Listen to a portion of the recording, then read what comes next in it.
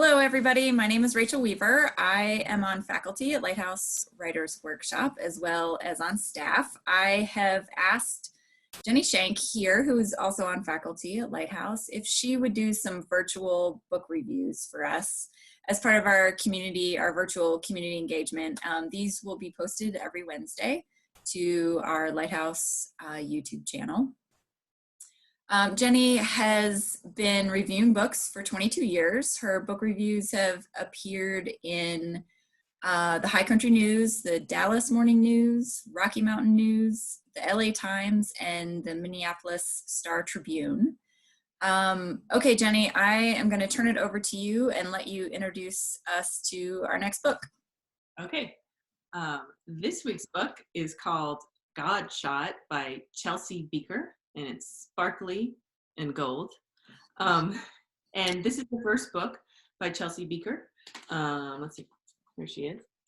And it just was published by Catapult on March 31st. And I'm working on a book review for High Country News that's going to be about 5 books set in California that are coming out this spring. And this is one of them that I read for that, and I really loved it. So I would recommend this book maybe if you're working with a young narrator, because the first person narrator of this book is a 14-year-old. And I thought she did a really good job of capturing kind of that authentic innocence and then she grows and learns as she goes on through the book. But that doesn't mean that your language necessarily has to be minimalized. I think her language is really beautiful.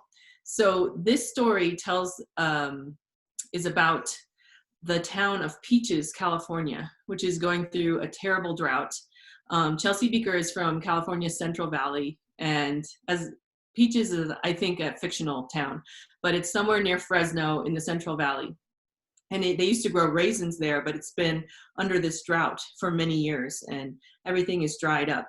And into that apocalyptic scenario steps Pastor Vern, who founds a church that's a cult-like church where he calls himself, he's God. He says, God, Jesus, it's the same, Pastor Vern. And they say things like God and Vern, praise God and Vern. And he has a scheme where he says he gives people in the church special assignments, mysterious assignments, and that if they fulfill these, then it will rain again. And the other cool thing about this book, when I first was reading it, I thought it was like a futuristic tale, like, oh, this is a drought that's going to come. But then as you're reading it, it references the fire in Paradise, California, that happened in 2018. So then you realize, oh, it's like apocalypse now, which really makes sense. It's a good, right now we're living kind of that thing. You would want it to be futuristic, but no, it's now. So in the grip of this this drought, they do things like they conduct baptisms with off-brown cola because they can't get water, and brown water comes out the taps. And one of the things that Vern is like really controlling and creepy. One of the things he does is he says that they can't shop outside of Peaches and buy bottled water from somewhere else, because the town is kind of dying, and that's where his base is, and he wants more believers to come. And so they can only shop at the local Pack and Save, and it has no water. All it has is cola, and everyone's teeth are like turning gray, falling out. And what happens is, let's see, Lacey May is our narrator, and she lives with her single mother, and her mother is on and off an alcoholic. She has flings with bad men. She's really beautiful, and all the men are attracted to her. And she goes through a period of alcoholism before she meets Pastor Vern, and that's why they get involved in the church when Lacey's like 5 or something like that. And so Lacey's kind of raised in the church. But the special assignment that Pastor Vern gave Lacey's mother was to go to this house on the outskirts of town where 2 women work a phone sex line and become one of the phone workers. And I guess with the idea that she would convert whoever she's talking to. But what ends up happening is one of the guys that has been calling her turns up in church one day and like takes Lacey May's mother away. And he's like really flamboyantly dressed.